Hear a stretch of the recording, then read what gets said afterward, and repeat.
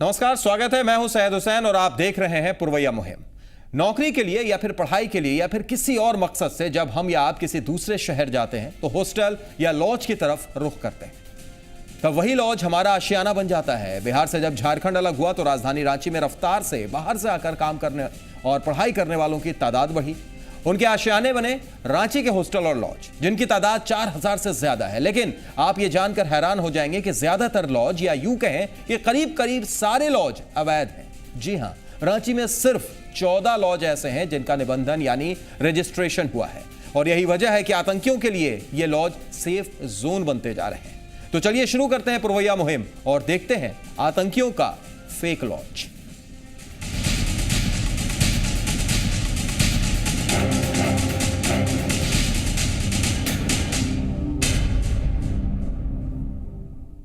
झारखंड की राजधानी रांची में 4000 से ज्यादा छोटे बड़े लॉज और हॉस्टल्स हैं, लेकिन रांची नगर निगम में सिर्फ 14 लॉज ऐसे हैं जो रजिस्टर्ड हैं। इस बात का खुलासा तब हुआ जब आरटीआई के तहत निगम ने जवाब दिया है। लॉज और हॉस्टल के निबंधन नहीं होने से सिर्फ टैक्स की चोरी नहीं हो रही, बल्कि सुरक्षा के लिहाज से भी एक बड़ा खतरा माना जा रहा है, क्योंकि रांची के हॉस्टल और लॉज का कनेक्शन नक्सली से लेकर आतंकी गतिविधियों तक रहा है। ऐसे में सवाल उठना लाजमी है कि आखिर कब तक थमेगा रांची में हॉस्टल रैकेट। देखिए जी मीडिया संवाददाता सनी शारद की यह रिपोर्ट। रांची में हॉस्टल रैकेट, कितना भरोसेमंद आशियाना, आतंकियों का फेक लॉज। झारखंड अलग राज्य बनने के बाद राजधानी रांची की आबादी तेजी से बढ़ी। उसी रफ्तार से बाहर से आकर काम करने और पढ़ाई करने वालों की भी तादाद बढ़ी। जाहिर है, जब बाहर से आने वालों की तादाद में इजाफा होगा तो उनके रहने के लिए आशियानों में भी इजाफा होगा। नतीजतन रांची में लॉज और हॉस्टल्स की संख्या भी बढ़ी। लेकिन हैरानी इस बात को लेकर है कि जिस रफ्तार से लॉज और हॉस्टल्स की तादाद बढ़ी, उस हिसाब से लॉज के रजिस्ट्रेशन की संख्या नहीं बढ़ी, जिसके बाद झारखंड हाई कोर्ट ने भी फटकार लगाई। उसके बाद भी नगर निगम लॉज के रजिस्ट्रेशन को लेकर गंभीर नहीं हुआ, बल्कि इन 15 सालों में सिर्फ 14 लॉज ही ऐसे हैं जिनका रजिस्ट्रेशन हुआ है। और इस बात का खुलासा एक आरटीआई कार्यकर्ता ने किया। आरटीआई में हम डाले थे कि रांची शहर अंतर्गत कितने निजी हॉस्टल चलाए जाते हैं, और उसका मैंने पता और लाइसेंस की अभी प्रमाणित कॉपी मांगी थी। तो जब मुझे ये जवाब मिला तो सुन के इतनी हैरानी होगी कि आप सोच भी नहीं सकते हैं। मुझे सूचना में मिला कि रांची अंतर्गत मात्र 14 लॉज ही हैं, जबकि अगर आप सच्चाई में देखें तो यहाँ हज़ारों लॉज चलते हैं। अगर हम इस पक्ष की बात करें इसका, तो हमें पता चलता है कि जो 14 लॉजेज हैं वो लाइसेंसी है, उसके बाद सारे लॉज बिना लाइसेंस के हैं। तो अगर अफसरों की मिली भगत ना हो तो उनसे आने वाला पैसा आखिर जा कहाँ रहा है। सवाल सिर्फ इस बात का नहीं है कि ये आशियाने कितने भरोसेमंद हैं, बल्कि इस तरह के लॉज और हॉस्टल्स आतंकियों के सेफ जोन भी होते जा रहे हैं। आपको याद होगा पटना बम ब्लास्ट। जब एनआईए आतंकियों की छानबीन कर रही थी तो रांची के ईरम लॉज से भी कई बम मिले थे, और यह ईरम लॉज भी निबंधित नहीं था। सिर्फ एक या दो नहीं, बल्कि रांची में कई ऐसे लॉज हैं जहां से कई बार संदिग्ध पकड़े गए हैं। इसलिए पुलिस भी इस मसले को गंभीर मान रही है। रिसेंट ईयर्स में यहाँ पे बहुत ज़्यादा बढ़ा है लॉजेस का संख्या, और साथ ही साथ कुछ ऐसे भी लॉज और कुछ ऐसे भी हॉस्टल्स हैं जो टेक्निकली रजिस्टर्ड नहीं है, या उसका हम लोगों के पास डाटाबेस नहीं है, लेकिन उसमें कई लोग रह रहे हैं और आते जाते भी रहते हैं। तो ऐसी परिस्थिति में एक जो दिक्कत हम लोगों के सामने ये आता है कि हमारे पास क्लियर पिक्चर कभी भी नहीं मिल पाता है कि कितने लॉजेस हैं या कितने रजिस्टर्ड इस तरह के गेस्ट हाउसेज, लॉजेस या हॉस्टल्स हैं। इसको प्रैक्टिकली हम लोग अभी डे टू डे बेसिस पे जो काम करते हैं, या किसी तरह का कोई इन्फॉर्मेशन मिला, या हम लोगों को अपने नीड टू नो बेसिस पे जो भी काम करना है वो करते हैं। पर बहुत जल्दी हम लोग सभी थानों को बीट्स में बांट रहे हैं, और हर थाने में जो अलग अलग एरियाज़ हैं उसमें जो लॉजेस हैं या जो गेस्ट हाउसेज हैं या जो हॉस्टल्स हैं उनको चिन्हित कर रहे हैं। जाहिर है, ऐसे लॉजों पर जल्द से जल्द कार्रवाई नहीं की गई तो आतंकियों के लिए सेफ जोन बनते जा रहे इन हॉस्टल्स और लॉज से टेरर की बड़ी वारदातों को रोकना मुश्किल हो सकता है। रांची में इस वक्त करीब 4000 हॉस्टल और लॉज हैं। लेकिन रजिस्ट्रेशन सिर्फ 14 का है।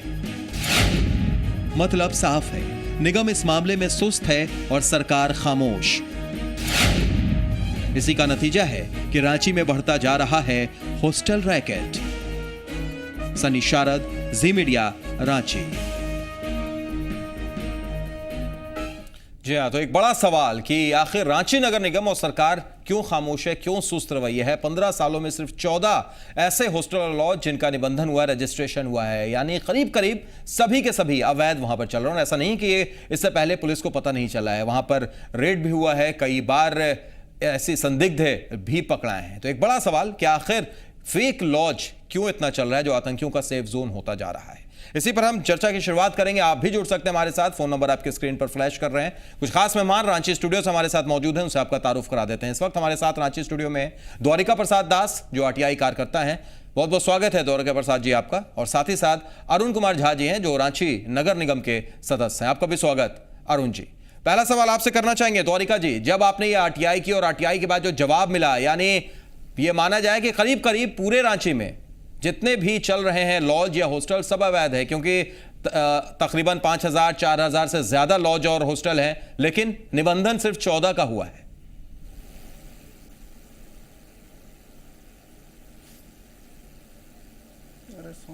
द्वारिका जी, हमारी आवाज पहुंच रही है आप तक? नहीं आ रही है। तो द्वारिका जी से फिलहाल हमारा संपर्क नहीं हो पा रहा है। अरुण जी, आप सुन पा रहे हैं? बिल्कुल सुन पा रहे हैं। ठीक है अरुण जी, आप ही बताइए। हम द्वारिका जी से पूछते हैं, उन्होंने आरटीआई की, आरटीआई के बाद उनको जवाब भी आया और वो जवाब बेहद चौंकाने वाला, हैरान करने वाला है। लेकिन सोचिए कि नगर निगम क्या कर रहा है।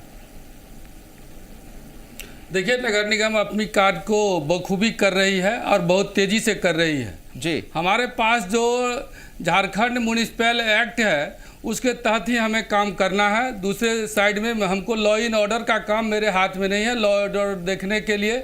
नहीं ठीक है, लॉ एंड ऑर्डर का काम आपके हाथ में नहीं है, लेकिन आप ये तो जान सकते हैं, जानकारी ले सकते हैं कि जो इतने लॉज चल रहे हैं उसमें से सिर्फ 14 के पास ही क्यों निबंधन, बाकी ऐसे क्यों चल रहे हैं? नहीं, उसी संदर्भ में हम कहना चाहेंगे जी कि मेरा जो एक्ट है, मेरा जो कानून कहता है, झारखंड म्युनिसिपल एक्ट 2011 के तहत हम लोग काम कर रहे हैं जी। और झारखंड म्युनिसिपल एक्ट जो है वो 2011 में बना है और 12 अप्रैल के बाद हम लोगों के पास ये सूचना आई जो ये अधिकार आपके पास है जी। और उसके बाद 2012 में आई और हम लोग इस काम को 2014 से लगातार कर रहे हैं और बहुत तेज़ी से कर रहे हैं। आने वाले समय में जितने भी लॉज हैं, हॉस्टल हैं या मैरिज हॉल लोग चला रहे हैं उनको निश्चित रूप से हम लोग सारे के सारे पकड़ लेंगे। ठीक है, आप कह रहे हैं कि पकड़ लेंगे, लेकिन बड़ा सवाल है कि अभी तक क्यों? ये खुलासा आरटीआई में हुआ, हाईकोर्ट ने भी संज्ञान लिया, हाईकोर्ट ने भी फटकार लगाई थी। हम आपके पास लौट रहे हैं झा जी, लेकिन उस एक दर्शक हमारे साथ रेगुलर कॉलर धनबाद से रंजीत जुड़ गया, उनसे बात कर लेते हैं। स्वागत है रंजीत जी, क्या कहेंगे आप? मैं ये कहना चाहता हूँ श्रीमान जी, पूरे झारखंड में लगभग 20,000 हॉस्टल लॉजेज हैं जी, लगभग 20,000 जी, जो मुश्किल से 500 या 1000 रजिस्टर्ड होंगे जी। और बाकी जो प्रशासन और पुलिस प्रशासन के साठ गांठ के कारण ये लॉजेज चल रहा है। ऐसी बात नहीं कि जिस क्षेत्र में लॉज हो और वहाँ के प्रशासनिक व्यवस्था को और तथा पुलिस को मालूम नहीं होता है, लेकिन पुलिस प्रशासन के लोगों के द्वारा ही ये चलाया जा रहा है और इस व्यवस्था में लिप्त है, पैसा उनको मिलता है और वो कार्यक्रम को अंजाम देते हैं। ऐसी बात नहीं, झारखंड के मुख्यमंत्री जी को बहुत सारा काम करना है झारखंड में और सख्ती से करना है, तभी जाकर के झारखंड का विकास होगा। दया दृष्टि करेंगे तो झारखंड की जनता का विकास कभी भी संभव नहीं हो सकेगा। चलिए, बिल्कुल सही कह रहे हैं। एक और दर्शक हमारे साथ इस वक्त सुरेश कुमार जुड़े हैं, जो कि जेवीएम के छात्र नेता भी हैं। सुरेश जी, रांची की तस्वीर हम आपको दिखा रहे हैं जहां पर 5000 के करीब लॉज, लेकिन रजिस्ट्रेशन सिर्फ 14 का, यानी पूरे तरीके से सेफ जोन आतंकियों के लिए। जी बिल्कुल, आपने सही कहा क्योंकि ये छात्र का मुद्दा है और रांची में करीबन 4000 से अधिक हॉस्टल और लॉज चलाए जा रहे हैं और बाहर से सारे स्टूडेंट आते हैं ये इस भरोसे कि यहाँ पे आकर के सही व्यवस्था हो, सही तरीके से सुचारू रूप से सब चीज मिले, जबकि उससे पैसा भी ज्यादा लिया जाता है। उसके बाद भी उसको उन सारी सुविधाएं नहीं दी जाती है तो कहीं ना कहीं इसमें किसका दोष है? जी जिस तरह की सुविधा ली जाती है, उस पैसा ली जाती है, उस तरह की सुविधा क्यों नहीं रहती है? क्योंकि प्रशासन भी उसी तरह से मिला हुआ है, या फिर यहाँ की सरकार उस बारे में सोच नहीं रही, नगर निगम नहीं सोच रही है। तो कहीं ना कहीं ये बहुत बड़ा मामला है, छात्र हित का मामला है, और छात्र संघ भी इस पे संज्ञान लेगा।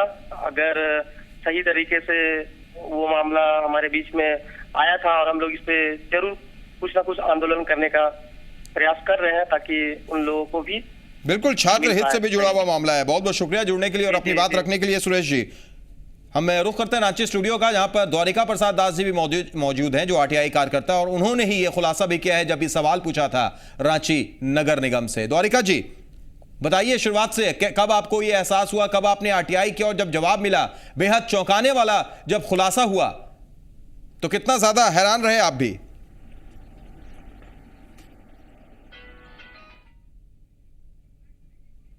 तो एक बार फिर उनसे संपर्क नहीं हो पा रहा, हम कोशिश करेंगे दोबारा बात करने के लिए। इस बीच एक दर्शक अखलाक से देखिए हमारे साथ जुड़ गए हैं। स्वागत अखलाक साहब, बताइए क्या कहेंगे आप?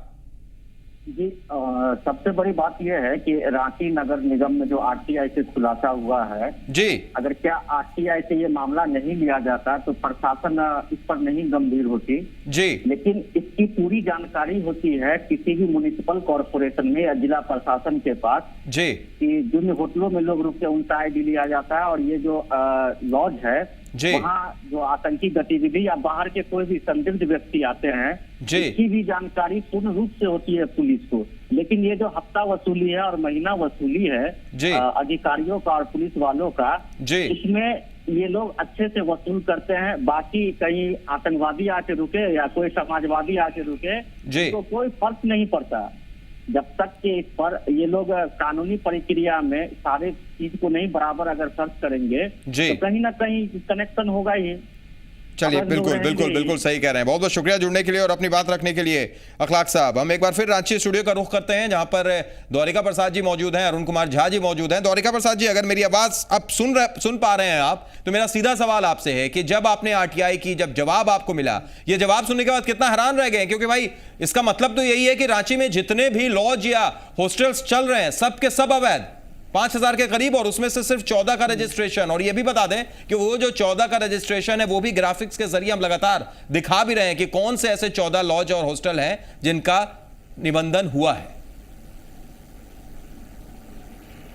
जब मुझे पता चला आरटीआई से कि सिर्फ 14 लॉज ही रजिस्टर है तो बहुत मुझे हैरानी हुआ, और इतना हैरानी हुआ कि मैं सोच भी नहीं सकता हूँ। कि मैंने देखा कि जो बच्चे आ रहे हैं वो पैसे दे रहे हैं और उस पैसे का हिसाब सरकार के पास नहीं है, तो आखिर वो पैसा जा कहाँ रहा है? वो पैसा कहीं ना कहीं मुझे लगता है कि नगर निगम के पदाधिकारी और जितने भी प्रशासनिक जो इनसे जुड़े हैं उनके जेब में ही जा रहा है, जिसके कारण ये हानियाँ हो रही है। और दूसरा अगर हम देखें तो नगर निगम के पास बहुत सारी कामें होती है, जैसे कि स्ट्रीट लाइट बनाना, रोड बनाना, सड़क बनाना, नालियाँ बनाना। अगर ये पैसे नहीं आएगी तो ये सारा पैसा अफसरों के जेब में जाएगा, तो हमारा डेवलपमेंट कैसे होगा? तो ये अगर इस तरह का अवैध धंधा चल रहा है तो मैं समझता हूं कि अगर कोई बिजनेस करे तो सबसे बढ़िया बिजनेस इसके सिवा और कुछ हो ही नहीं सकता है कि आप किसी से कोई लेना देना नहीं है, कुछ पैसे दीजिए, अफसर को पैसे दीजिए और आपका सारा काम हो जाएगा जी। तो ये है, इसमें जो रहने वाले विद्यार्थी हैं उसकी सिक्योरिटी का भी ख्याल नहीं रखा जाता है। आपके साथ रांची नगर निगम से के सदस्य भी बैठे हुए हैं, वो कह रहे हैं कि हम लोग बड़े मुस्तैदी से काम करेंगे, लेकिन सवाल ये है कि ये चीज जब आरटीआई के थ्रू पता चलती है और अब ये कह रहे हैं कि काम होगा, लेकिन तब तक तो किस तरीके से पूरे शहर में छात्र हित को आप देखिए, जो स्टूडेंट्स हैं वहां पर रह रहे हैं, जो लोग वहां जा रहे हैं, वो तो पूरे तरीके से उनका सेफ नहीं है उनके लिए। एकदम ये देखा जाए तो सेफ एक भी नहीं है, क्योंकि सेफ्टी की बात ही नहीं है। कोई बेड का मतलब कि प्रावधान नहीं कि कितना बेड रखा जाए, क्या हो क्या कुछ नहीं, आज रहिए कल जाइए। और ये जो टैक्सेस की चोरी है इसके लिए जिम्मेवार कौन है, मैं यही जानना चाहता हूँ। और दूसरा है सिक्योरिटी, सिक्योरिटी नहीं मिल पा रही है। आज आतंकवादी रह रहे हैं, इरोम लॉज में आपने देखा कि बम तक प्राप्त हुए, तो इसके लिए जिम्मेवार कौन है? इसके लिए जिम्मेदार कौन है? बड़ा सवाल आपका है। हम आपसे ही जानना चाहेंगे अरुण जी, एक सवाल बड़ा, आपने तो ये कहा कि निश्चित तौर पर अब नगर निगम जो है इसमें संज्ञान, जब उसको पता चला है, सारी चीजें पता चली हैं, तो जल्द से जल्द इस पर कोई कार्रवाई करेगा। लेकिन मेरा सवाल आपसे कि इसके लिए अब तक जिम्मेदार कौन है और नगर निगम ने क्या कुछ किया है? क्यों ऐसी चीजें होती हैं? नहीं, आप मेरा बात को थोड़ा सा समय दीजिए और ध्यान से सुनिए इस बात को जी। जो कि जब से मेरे पास ये नियम आया है 2014 से इस काम में हम लगे हैं कि सारे लॉज, हॉस्टल या मैरिज हॉल जी वो बिना रजिस्ट्रेशन के एक को भी हम शहर में नहीं चलने देंगे जी। ये आपके समक्ष हम लोग आश्वस्त करते हैं। ये कब आया आपके पास? 2014 में आया सारा नगर 2014 से हम काम को प्रारंभ किए हैं सर, और 2015 जून चल रहा है। विज्ञापन मेरा आया शहर में जी। नहीं, उसके बाद विज्ञापन आया मेरे शहर में। शहर में विज्ञापन के माध्यम से हम लोगों ने सबको समय दिया कि आप जो भी लॉज, हॉस्टल व मैरिज हॉल खोले हुए हैं उसका अपना रजिस्ट्रेशन अविलंब से अविलंब करावें जी। लोगों द्वारा अगर पहल नहीं की गई है, मात्र 14 लॉज या हॉस्टल मेरे पास रजिस्टर्ड है और 1 मैरिज हॉल रजिस्टर्ड है, यानी कि कुल 15 रजिस्ट्रेशन मेरे पास आया है। इसके कहीं न कहीं भारी राजस्व की क्षति हमें भी पहुंच रही है, जिसके कुल मिला के यदि आप कहते हैं कि 5,000 के आसपास लॉज या हॉस्टल है तो इनसे मेरा 20 लाख रुपया करीब करीब साल का इनकम हम करेंगे। ठीक है, ये तो राजस्व की बात हुई, ये तो राजस्व की बात हुई अरुण जी, लेकिन जरा सोचिए कि राजस्व की क्षति हो रही है, दूसरी तरफ पूरे तरीके से सुरक्षित नहीं है। हमने, आपको याद होगा पटना बम ब्लास्ट के दौरान इसी तरीके से एक लॉज में बम भी मिला था जब एनआईए की टीम पहुंची थी, यानी वहां पर भी सुरक्षित नहीं है। खैर वो मामला पुलिस का है, उसके लिए मैं आपको बोल भी नहीं रहा हूं। जितने भी लॉज को हम रजिस्ट्रेशन कर रहे हैं या रजिस्ट्रेशन के लिए हमने जो मापदंड निर्धारित कर रखा है जिसमें सीसीटीवी लगा होना चाहिए, अग्निशामक का गाड़ी वहां तक पहुंचना चाहिए, पार्क उसमें होना चाहिए, पानी और रोशनी का व्यवस्था होना चाहिए, इतना व्यवस्था होने के बाद ही हम रजिस्ट्रेशन कर रहे हैं। अगर ऐसा व्यवस्था जिस लॉज या हॉस्टल या मैरिज हॉल में नहीं है, काफी मैरिज हॉल देखे होंगे कि अपने मैरिज हॉल खोल रखे हैं और पार्किंग सब रोड पर रहता है, जिससे ट्रैफिक व्यवस्था अस्त व्यस्त हो जाती है। इन सारों को हम ख्याल रखते हैं और उसके बाद रजिस्ट्रेशन की प्रक्रिया हम प्रारंभ किए हैं। 14 आप लगातार दिखला रहे हैं या बोल रहे हैं, हमने अभी 15 आपके समक्ष रखा। नहीं तो आपने जो रखा उसमें एक मैरिज हॉल भी आपने जोड़ा, उसमें आपने मैरिज हॉल भी जोड़ा। हम दिखा रहे हैं लगातार लॉज और हॉस्टल की हम बात कर रहे हैं, लॉज और हॉस्टल की बात करें। आप अविलंब वृद्धि कीजिए, उसमें आप दिखलाइए। अभी हम लोगों ने सिलेक्शन कर रखा है 46 14 के अलावे या 15 के अलावे और 46 को हम चलिए ठीक है, 14 की जगह आप 46 बोल रहे हैं सर, हम उसको 50 कर देते हैं, लेकिन आप ये सोचिए कि 5,000 में सिर्फ 50 14 46 प्लस 14 आप जोड़िए 60 हो गया, 60 हो गया सर। उसके बाद आप फिर भी 5,000 में केवल 60, 5,000 में केवल 60, फिर भी एक बड़ा सवाल क्या नहीं है? अभी भी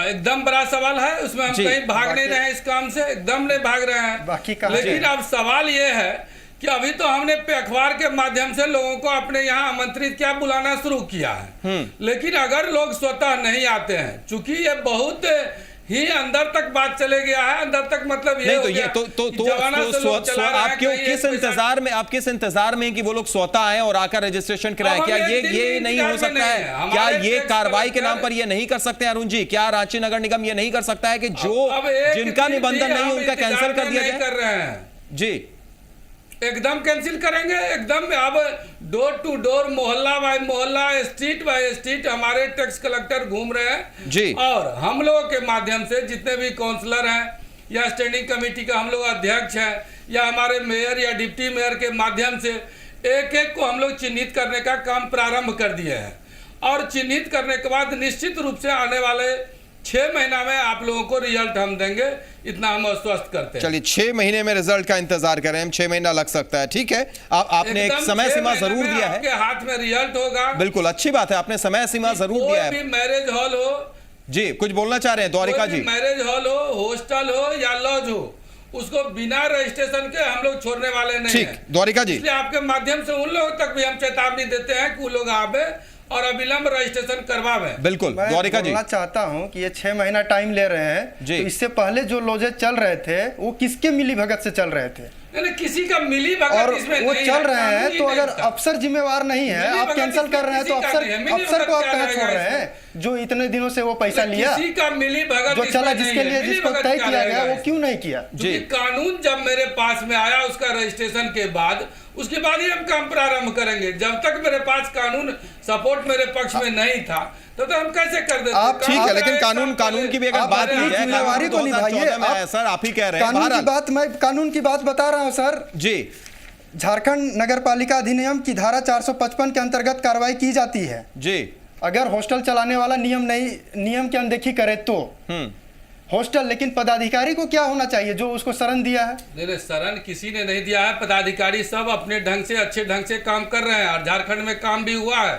ऐसा बात नहीं है कि झारखंड में काम नहीं हुआ। तो सिर्फ लेकिन ये 2011 में अधिनियम बना, अप्रैल 2012 में अधिनियम बना है, 2014 के बाद इस पर चलिए ठीक है, उस पर हम लोग विस्तार से भी चर्चा करेंगे अरुण जी और द्वारिका जी। लेकिन मजबूरी एक छोटे से ब्रेक की है, ब्रेक के लिए हम रुक रहे हैं। लगातार चर्चा जारी रहेगी। ब्रेक के बाद एक और तस्वीर हम आपको दिखाएंगे और यह भी बताने की कोशिश करेंगे कि लॉज कितने खतरनाक है, क्यों आतंकियों का सेफ जोन कहा जाता है। एक छोटा सा ब्रेक दिखाते हैं आपको।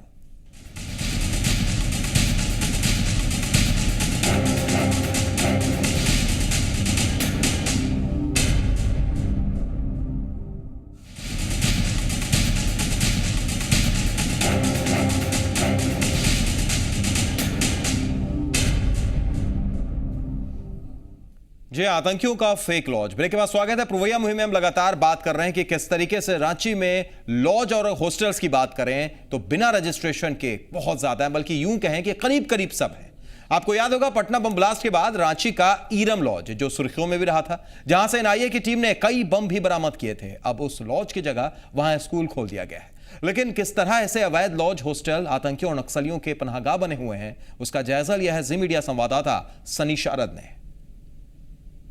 राजधानी रांची में अवैध लॉजों का रैकेट चल रहा है। राजधानी रांची के प्रत्येक गली मोहल्ले में कई ऐसे सैकड़ों हजारों लॉज हैं जो नगर निगम से रजिस्टर्ड नहीं हैं। इस बात का खुलासा तब हुआ जब नगर निगम ने अपने आरटीआई के जवाब में दिया कि सिर्फ 14 ही ऐसे लॉज हैं राजधानी रांची के जो रजिस्टर्ड हैं। इस वक्त हम जहां हैं यह है रांची का हिंदपीढ़ी इलाका।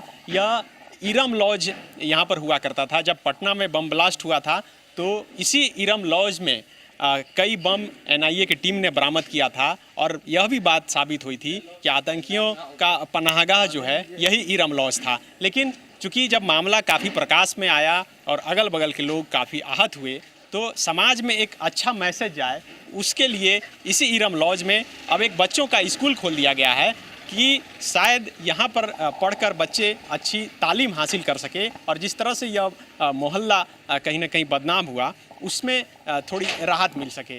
लेकिन कुल मिलाकर कहा जा सकता है कि जिस तरह से लगातार अवैध लॉजों की संख्या बढ़ रही है, जिस तरह से एक रैकेट काम कर रहा है, उससे कहीं ना कहीं न सिर्फ सरकार को राजस्व की हानि हो रही है बल्कि बहुत बड़ा सुरक्षा पर भी खतरा बना हुआ है।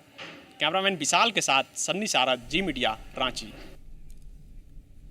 तो 15 साल सिर्फ 14 ऐसे लॉज या हॉस्टल जिनका रजिस्ट्रेशन हुआ है। हालांकि हमारे साथ दो खास मेहमान मौजूद हैं, आरटीआई एक्टिविस्ट मौजूद हैं, द्वारिका दास जी और अरुण कुमार झा जी मौजूद हैं रांची स्टूडियो में, जो रांची नगर निगम के सदस्य हैं। लेकिन वो लगातार कह रहे हैं कि अब ये आंकड़ा बढ़ गया है। हम एक बार फिर रुख करते हैं रांची स्टूडियो को और एक सवाल करना चाहेंगे द्वारिका जी आप ही से। जब आपने आरटीआई किया, जो चीजें निकलकर सामने आई, जो लगातार हम दिखा भी रहे हैं, हालांकि अरुण जी थोड़ा सा उस बात से इत्तेफाक नहीं रखते हैं, उनका कहना है कि नहीं, ये आंकड़ा बढ़ गया, अब 14 नहीं बल्कि 60 है।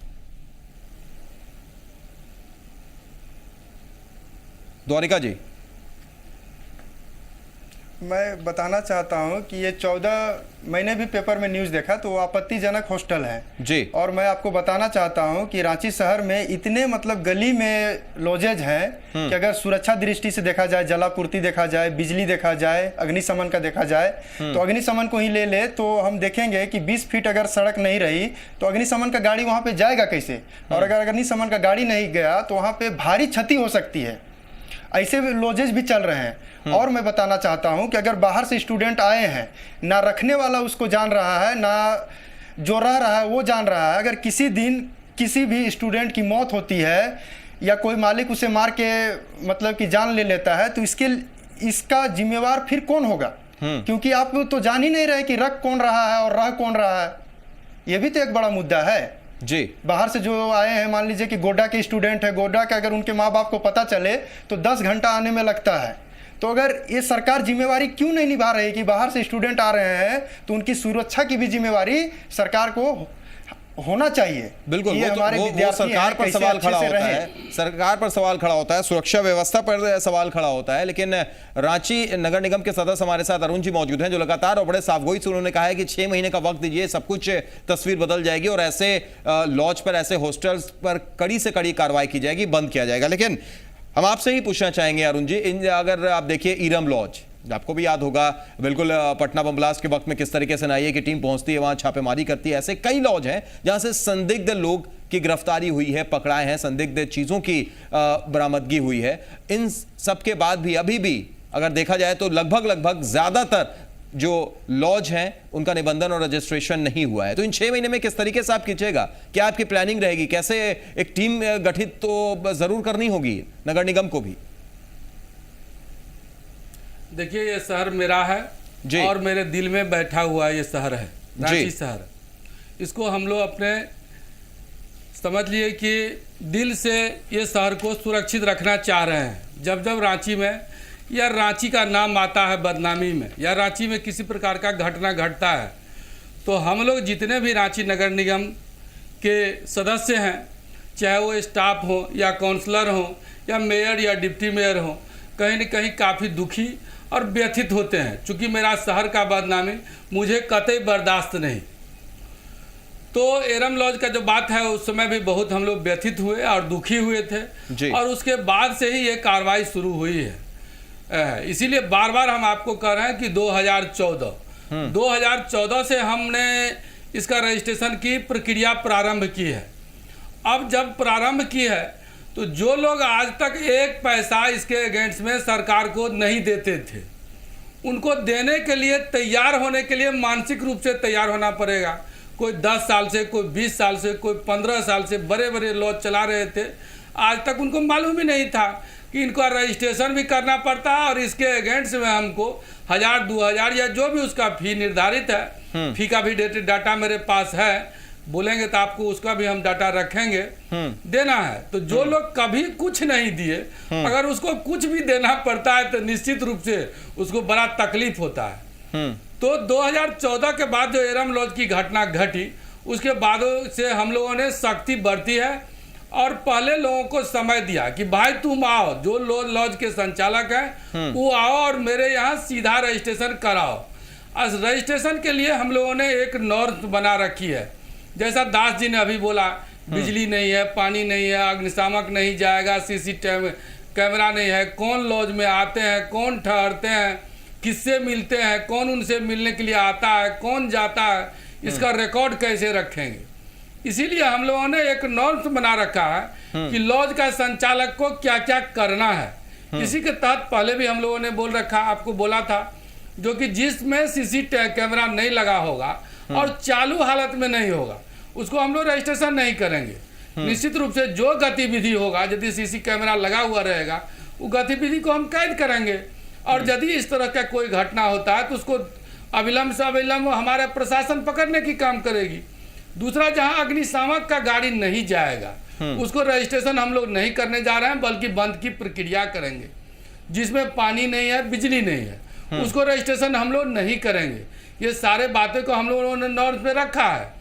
अब जो समय सीमा हम लोगों को दिए थे कि आप लोग आइए और रजिस्ट्रेशन अपना कराइए, उसके तहत चूंकि बहुत दिनों से ये काफी जन्म बढ़ गया है इसका, तो लोगों को पैसा देना पड़ेगा रजिस्ट्रेशन का। हालांकि शुल्क बहुत मामूली शुल्क है, लेकिन फिर भी लोग कतरा रहे हैं।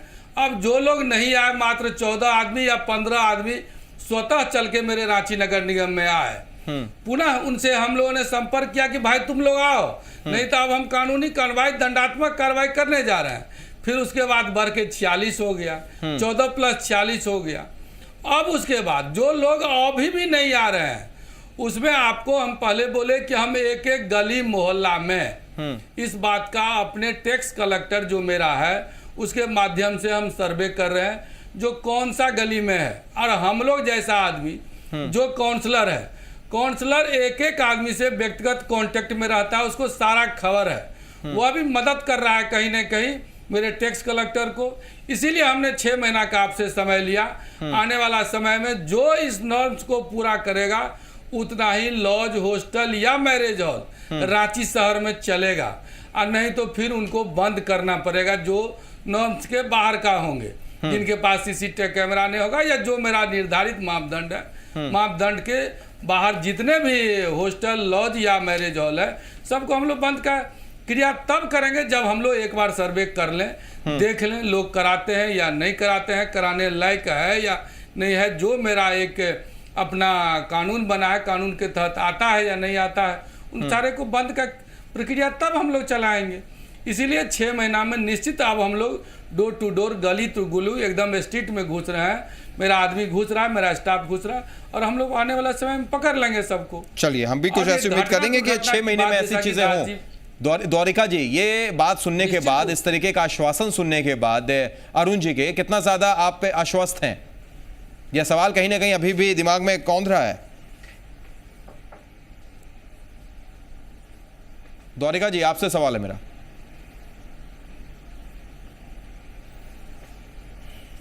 आवाज मिल रही है द्वारिका जी आपको?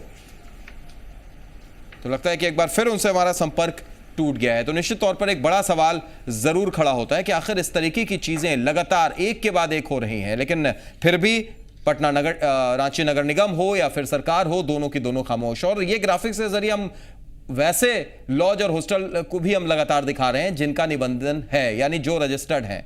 रांची में कायनात गर्ल्स हॉस्टल जो लोक विहार इलाके में है, students girls hostel Peace Road में, कमरों की संख्या 24, बेडों की संख्या 63। ये लगातार हम ये ग्राफिक्स भी दिखा रहे हैं कि ऐसे भी जरूर हैं वहां पर लॉज जो निबंधित हैं, रजिस्टर्ड है। Wasim Khan lodge, HB road, कमरों की संख्या 31, बेडों की संख्या यहां पर देखिए इस गर्ल्स हॉस्टल में एचबी रोड में 42 और कमरों की संख्या 15। Alpine girls hostel Nagra Toli, कमरों की संख्या 13, बेडों की संख्या 43। Saraswati girls hostel Purulia road, कमरों की संख्या 20, बेडों की संख्या यहां 39। तो रांची में निबंधित लॉज और हॉस्टल भी हैं, लेकिन इनकी संख्या बेहद कम है। हालांकि हमारे पास जो आंकड़े थे वो 14, लेकिन नगर निगम के सदस्य बैठे हैं, उन्होंने इसको बढ़ाकर 60 तक कर दिया है। तो एक बार फिर हम रुख करते हैं रांची स्टूडियो का, जहां पर हमारे साथ द्वारिका प्रसाद जी जो आरटीआई एक्टिविस्ट हैं और साथ ही साथ रांची नगर निगम के सदस्य अरुण कुमार झा जी भी मौजूद हैं। द्वारका जी, जिस तरीके से अरुण जी ने अपनी तमाम बातें रखी हैं, हालांकि हमारे पास जो आंकड़ा था उसमें 14 ही है, 14 ही ऐसे लॉज और हॉस्टल हैं जो निबंधन जिनका हो चुका है, लेकिन 60 तक उस आंकड़े को पहुंचा दिया है अरुण जी ने और कहा है कि उसमें बढ़ोतरी हुई है। ठीक है, चलिए 60 ही मान लिया जाए, लेकिन उसके बाद उन्होंने 6 महीने का वक्त लिया है। क्या उम्मीद करें कि इस 6 महीने में कार्रवाई होगी और ऐसे लॉज पूरी तरीके से बंद हो जाएंगे? अगर होता है तो बहुत खुशी की बात है जी, और नहीं होता है तो मैं अपने साथी से पूछना चाहूँगा कि इसके बाद क्या होगा जी, क्योंकि आप ही नियम बनाते हैं और आप ही तोड़ रहे हैं। तो मैं जानना चाहता हूं कि क्या करिएगा। नहीं, ठीक है, वो बात की बात है जब ऐसा नहीं होता, लेकिन क्या अभी आप आश्वस्त हैं ये सुनने के बाद कि 6 महीने में वो ऐसा कर सकते हैं, ऐसा हो सकता है? क्योंकि आपने बयान सुना होगा एसएसपी साहब का भी, प्रभात कुमार जी का भी, और उन्होंने भी कहा है कि हमारे लिए भी बेहद गंभीर विषय है और हम भी एक टीम गठित कर रहे हैं और जल्द से जल्द ऐसे लॉज और ऐसे हॉस्टल्स पर छापेमारी करेंगे। ये मुझे नहीं लगता है कि ये संभव है जो 6 महीने का टाइम लिया गया है जी, क्योंकि रांची के गली गली में ये 5000 की संख्या मुझे बहुत ही कम लगता है जी। आप देखिएगा तो हर एक घर में यहाँ पे स्टूडेंट रखने का और उससे बिजनेस करने का ये धंधा चल ही रहा है जी, और ये मुझे नहीं लगता कि ये 6 महीने में होगा। अगर हो जाता है तो बड़ी खुशी की बात है कि चलिए कुछ तो सुधार हुआ। चलिए, आशान्वित हमें होना चाहिए, सकारात्मक सोच रखनी चाहिए। लेकिन अरुण जी, जैसे द्वारिका जी कह रहे हैं वो बिल्कुल हैरान है, कह रहे हैं कि बेहद मुश्किल काम है। नहीं, ऐसा बात नहीं है। देखिए, ऐसा है जी, हम लोग ने वार्ड स्तर पर अपने काम को अंजाम देना शुरू किया है। एक एक वार्ड में हमारा जो टैक्स कलेक्टर है, 55 मेरे पास वार्ड है। रांची नगर निगम में 55 वार्ड है और 55 टैक्स कलेक्टर ये घूम रहे हैं। और जब स्ट्रीट बाय स्ट्रीट हम अपना काम को शुरू कर दिए हैं, तो आशा इनको भी, दास जी को भी रखना चाहिए जो कि ये काम निश्चित रूप से हो जाएगा, होना चाहिए। और ये बातें स्पष्ट रूप से है जो कि 1 साल का कानून में जैसा कि इनके पास 14+1 यानी कि 15, आप 15 साल का डाटा दिखला रहे हैं कि 15 सालों में हम लोगों ने रजिस्ट्रेशन नहीं कर पाया। 15 सालों में नहीं, अब 1 सालों में दिखलाइए, क्योंकि उसको थोड़ा सा आप संशोधन करें अपने डाटा को। 15 सालों में नहीं, सर इसीलिए तो हम आपको बुलाया था, इसीलिए तो हमने आपको बुलाया सर, कि उसमें जो भी कमी बेशी है वो आप उसे दुरुस्त जरूर कीजिएगा। हमारे पास तो आंकड़े 14 ही थे। 1 सालों से हम लोग काम को शुरू किए हैं। और उतना ही नहीं, देखिए मेरा रांची नगर निगम की स्थापना 79 में हुआ था और एक बार 86 में चुनाव हुआ, उसके बाद चुनाव हुआ नहीं। मेरे राज्य का गठन 15 साल हुआ है और रांची नगर निगम में 2008। ठीक है सर, कुछ दर्शक हमारे साथ जुड़े हुए हैं, उनसे हम बात कर लेते हैं, फिर आपके पास हम लौटते हैं। अवनीत हमारे साथ जुड़े हुए हैं पटना से। स्वागत अवनीत जी, बोलिए। हाँ, मैं कहना यह चाहता हूँ कि जैसे रांची का तो आज मैटर उठाया, लेकिन पूर्वी पटना में भी इस प्रकार के लॉज जो है भरे हुए हैं, जिसमें विद्यार्थियों को समझिए कि किसी प्रकार से भेड़ और बकरी की तरह छोटे छोटे कमरा बनाकर एक जितना बड़ा बेड रहेगा उतना ही बड़ा आपका ये रूम रहता है। तो अगर आप एक दिन पटना का भी कुछ उठाए तो इसके लिए मैं थोड़ा सा आपको थोड़ा सा बोलूंगा करने के लिए। और क्या बिल्कुल सही आप कह रहे हैं, पटना में भी इस तरीके की कई चीजें हैं, वो भी हम जरूर आपको दिखाएंगे। फिलहाल ये रांची की तस्वीर दिखा रहे थे हम। बहुत बहुत शुक्रिया अपनी बात रखने के लिए अवनीत जी। एक और दर्शक हमारे रेगुलर कॉलर पटना से उपेंद्र जुड़े हुए हैं। स्वागत है उपेंद्र जी, क्या कहेंगे आज आप? आज मेरा ये कहना है सर जी, सारी समस्या मनुष्य से जुड़ा हुआ जो भी समस्या है जी, वो देखते देखते आंख पथरा गया सर जी। और हमको ये तरस आता है कि सिस्टम के लोग हर आदमी समस्या दूर करने ही के नाम पर हर रोज शपथ लेता है, कुर्बानी देने का काम मैंने शपथ लेता है जी। लेकिन बड़ा दुर्भाग्य है कि दिन प्रतिदिन जनता की समस्या, व्यक्ति की समस्या तिगुना चौगुना बढ़ते जा रहा है जी। तो ये हमारे कहने का मतलब जो भी लोग टीवी पर आके समस्या को बताते हैं कि मैं दूर कर दूंगा, ये कर दूंगा, वो कर दूंगा जी, ये सब के पीछे एक ही लोगों का मकसद होता है, पैसा कमाना, सिर्फ पैसा लूटना और समस्या को पैदा करना। जब तक समस्या नहीं होगा पैसा पैदा नहीं होगा। समस्या को ये लोग पैसा पैदा करने का फैक्ट्री बना लिया है। चलिए, बहुत बहुत शुक्रिया जुड़ने के लिए और अपनी बात रखने के लिए उपेंद्र जी। तो निश्चित तौर पर एक बड़ा सवाल जरूर खड़ा होता है कि आखिर कि क्यों और कैसे इतने ज्यादा, इतनी तादाद में लॉज हो, हॉस्टल हो चल रहे हैं, जो कि छात्रों के लिए भी सही नहीं है, लड़कियों के लिए भी सही नहीं है जो वहां पर पढ़ती हैं, और पूरे तरीके से आतंकियों का सेफ जोन तो बनता ही चला जा रहा है। एक और छोटे से ब्रेक के लिए रुक रहे हैं, तुरंत लौटते हैं, चर्चा लगातार जारी है।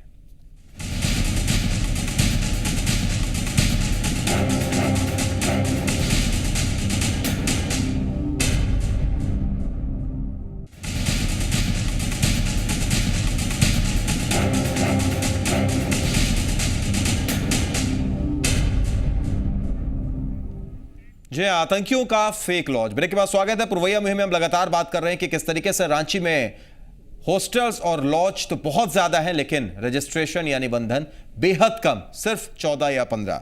एक दर्शक हमारे साथ जुड़े हुए हैं पटना से, अमिताभ है, उनसे बात कर लेते हैं। स्वागत है अमिताभ जी, क्या कहेंगे आप? बहुत हम कहना ये चाहते हैं कि पटना में उसी तरह बोरिंग रोड हो, चाहे नागेश्वर कॉलोनी से पूरा देख लीजिए पानी टंकी तक, उसी तरह हॉस्टल खुला हुआ है जिसमें बच्चों को एकदम भेड़ बकरी की तरह लोग रखते हैं। इसमें गवर्नमेंट चाहे डिफेंस थाना कोई एक्शन नहीं लेता है। वार्ड वाले जो आते हैं, जो नगर पालिका के लोग अभी दिखला रहे हैं हम ये करेंगे रांची में, उस तरह का कुछ पटना में भी होना चाहिए था। यही कहना था मेरा, और क्या।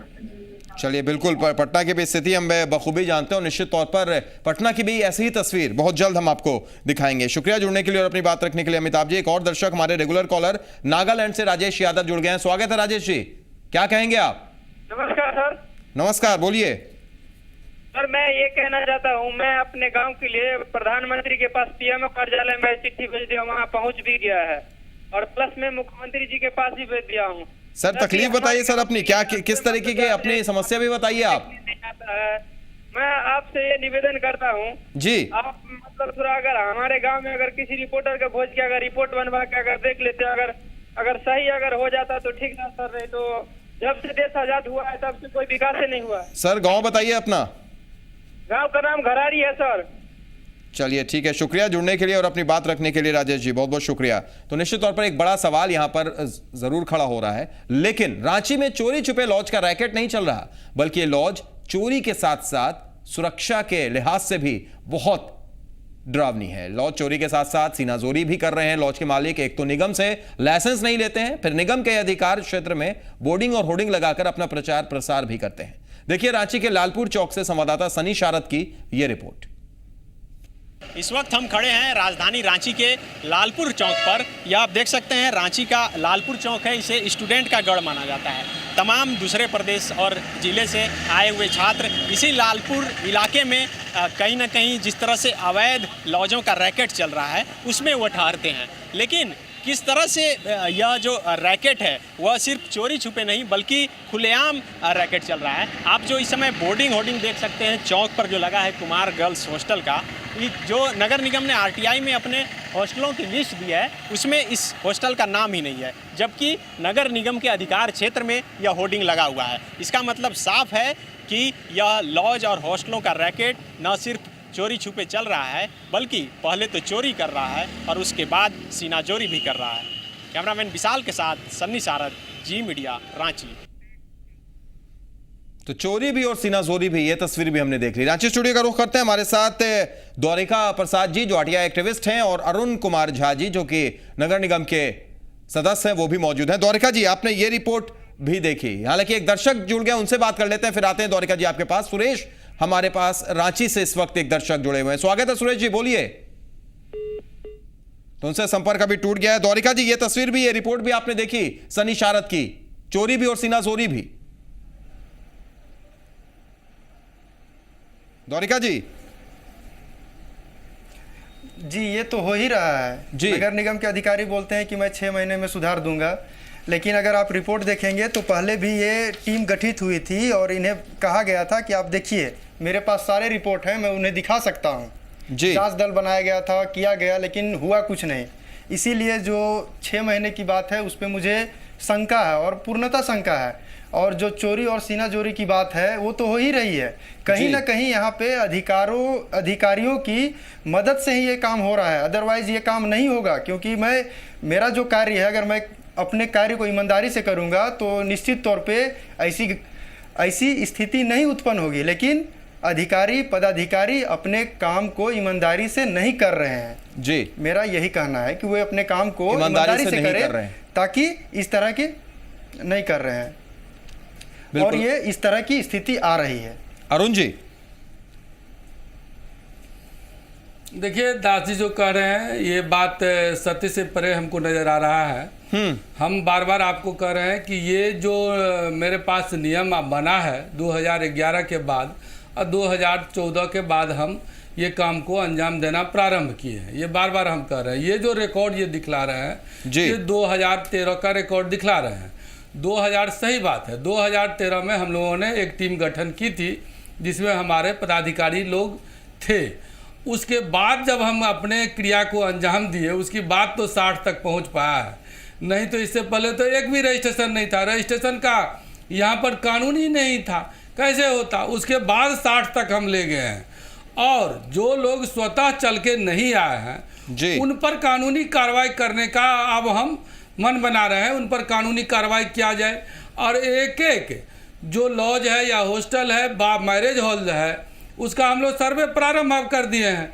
जनता को जो बहुत दिनों से एक पैसा देना नहीं, ऐसे ही चलते रहना, कानून को अपने जेब का समझना, तो ये सब जो बातें थी। और इतना ही नहीं, दास जी और आपके माध्यम से, चूंकि आपके साथ बहुत दर्शक भी जुड़े हुए हैं, सबको हम एक बात कहना चाह रहे हैं, लॉज का रजिस्ट्रेशन हम करते कैसे हैं ये महत्वपूर्ण बात है।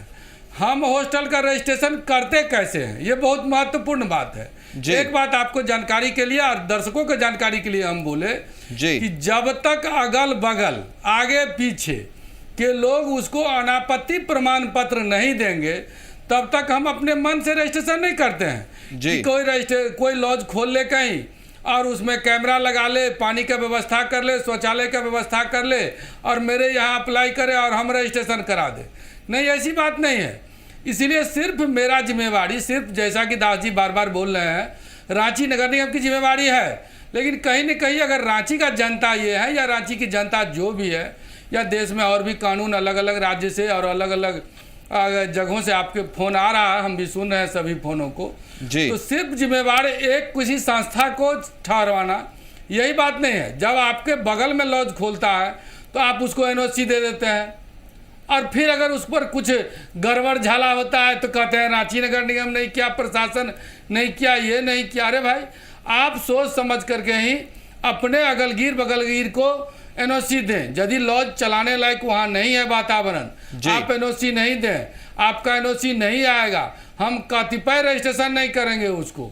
और जो लोग अवैध ढंग से चल रहे हैं, आप एक दरखास्त दे करके तो देखिए हम काम करते हैं या बैठे हुए हैं। चलिए, बिल्कुल बिल्कुल अरुण जी, बिल्कुल अरुण जी, भरोसा है। और जिस तरीके की आपने बात कही है, जो 6 महीने का वक्त आपने मांगा है, उम्मीद करेंगे कि इन 6 महीनों में तस्वीर बदल जाए। एक अंतिम प्रतिक्रिया आपकी भी, द्वारिका जी।